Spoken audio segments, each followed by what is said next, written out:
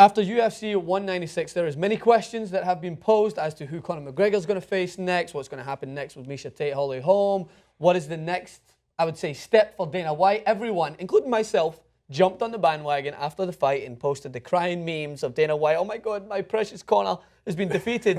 But Dana White handled it pretty, I would say, intelligently, and he spoke in the post-match, I would say, reaction on Fox, and basically stated that you cannot predict what happens in this industry, and for him, the bottom line is like he's always going to win whilst his fighters continue to want to fight and while they want to come back, because these type of fighters are always going to look to try and, I would say, rejuvenate their careers and come back and bring in more money. So I was quick to jump on the bandwagon, but I'm also intelligent in the business world and understand that Dana White is always going to make some money. So next for those fighters involved, we have Baxter joining us here. Thanks again for coming on to share your insight.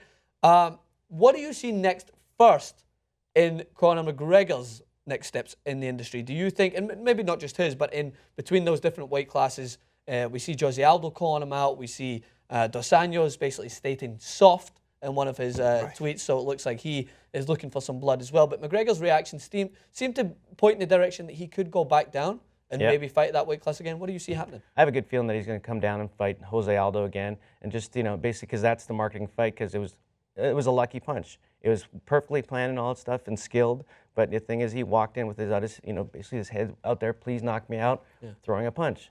Any other fighter knows that you come in like this, so you're blocked. Yeah. So it's a good rematch, and the thing is that I think it'll be a lot more exciting the second time around. Well, I agree with that. Look, I've always liked Jose Aldo, and I want to see a fight that lasts, you know, more than about 9 seconds, especially when that type of fight, because we knew going into it, it should have been an interesting, hopefully championship round fight between the two of them, because I didn't have either of them being knocked out or submitted, especially McGregor submitting anybody, as we just saw from Nate Diaz's fight.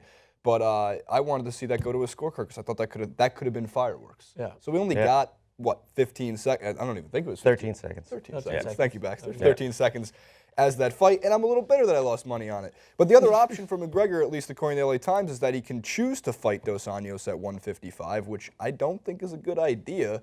I think you should go back and try to dominate the weight class that you have dominated now for about 3 or 4 fights. I mean, he rose quickly to that challenge. The only problem is now that he's 168 at the weigh-ins, it might be hard to get down to 145. Right, that's true. Yeah. So the thing is that probably the best fight for him, if it's going to be soon, is 155 at Dos Anjos. Just so you can, is there an unhealthy balance to cutting weight, gaining weight, cutting weight, gaining weight in such a rapid succession? Yeah, because your body doesn't get used to it. It's basically unsettled all the time, and you're like, okay, my body is like, I feel strong. Oh no, shoot, I'm fighting 145. I gotta lose 25 pounds to get ready for this fight. I don't care if anybody loses 10 pounds. It's like they feel it. Yeah, Either, you know, if you're trying to lose the weight, it's great, but you know, when as a fighter, it's just like, oh man, I'm feeling a little bit slower. Like I don't have the energy because I'm not consuming as much calories that I need to fight at a world championship level. Yeah, and that makes sense, especially when you see the weight that he has carried and how he needs to adjust that weight and throw it, especially when he's throwing his punches. Like, I wouldn't be surprised if McGregor felt as if he was throwing just as heavy punches as he did at 145, but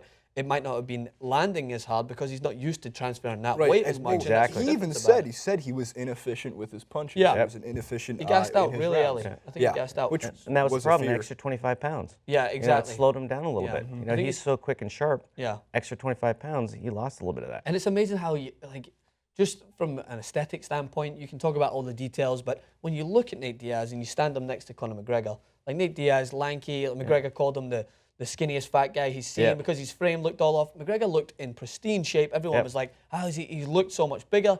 And it just shows that that doesn't mean shit when it comes to this. It can just be, it's about how you transfer your weight and how you adjust your body. Exactly, and some, you know, one-arm guy might beat you up. Yeah, exactly. Be ready for that. And we're going to put Jason to the test for that and see if one-arm guy can beat Jason up. By the way, just taking a quick look, because I was, when it came to the UFC 196 card, I was actually pretty disappointed until the Tate fight. I thought there wasn't a lot of fireworks, there wasn't too much excitement, and that's rare, because UFC cards, at least since UFC 190, have been worth every penny, if not more, when it comes to excitement, especially when you compare it to a sport that I love, which is boxing, where you don't get those type of undercards. The light heavyweights they both had coming off first-round knockouts. Latifi's fight? Yeah. And I thought it was going to be a great fight, but, you know, it was lackluster. You know, there's a couple good shots, but They both fought safe because they knew they both had knockout power. Yeah. Right. And Latifi came into Rocky music, right? So I'm expecting him to come in and live up to that. Well, he tweeted it out. You come in with Rocky music. But do we want to move over to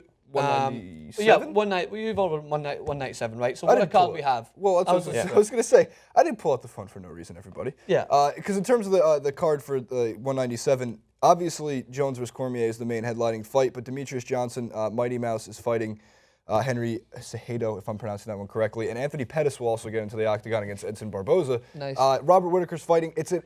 We're talking star power from top to bottom. It's a stacked card. Yeah. It's going to be awesome. So for Dana White, again, to go back to him and what's going to strengthen the UFC, surely he's looking for a John Jones win, right? Of course. Yep. I mean, we were just talking right before, and you said it yourself too. It's Cormier is not the most exciting fighter. Yeah, he's a great talker, but he's not a trash talker like John Jones. Yeah. But John Jones can back up whatever he says. Yeah. Do you agree? Just like Conor McGregor did, but he actually hasn't lost. Yeah. Do you agree that with a lot of the conversations around pound for pound, do you agree that John Jones is the best pound for pound fighter in the UFC?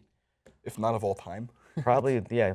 Of all time, it's unfortunately he had all of his personal problems. Yeah. Right. And we didn't get to see him all this past couple of years because it's like he isn't an exciting fighter to watch. Yeah. And the thing is, he is so skilled. He's like what we call a freak of nature. Yeah.